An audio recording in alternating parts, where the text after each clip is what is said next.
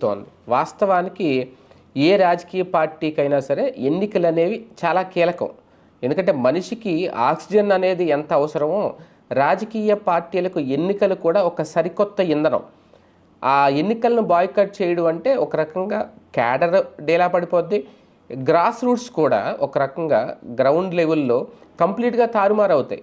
ఎప్పటికప్పుడు వచ్చే ఎన్నికల్లో పాల్గొని ఆ అవకాశాన్ని సద్వినియోగం చేసుకుంటేనే ఆ రాజకీయ పార్టీ సత్తా ఏంటి, గ్రౌండ్ లెవెల్‌లో ఆ పార్టీకి సంబంధించిన గ్రాస్ రూట్స్ ఏంటి అనేది ఎప్పటికప్పుడు ప్రజలకు తెలిస్తేనే భవిష్యత్తులో సార్వత్రిక ఎన్నికల్లో ఒక మంచి ప్రయోజనం పొందే అవకాశం ఉంటుంది. కానీ ఆ అవకాశాన్ని వదులుకుంటోంది ఎప్పటినుంచో వైఎస్ఆర్సీపీ. వైసీపీ పుట్టిన తర్వాత ఇప్పటి వరకు ఎన్నికలను బహిష్కరించిందనేది లేదు, ఏ ఎన్నికల్లో కూడా పాల్గొనకుండా లేదు. కాకపోతే కనుక ఎందుకంటే 2011లో పార్టీ పెట్టారు. అప్పటి నుంచి తర్వాత అప్పుడు ఏపీ రాజకీయాల్లో ఒక రకంగా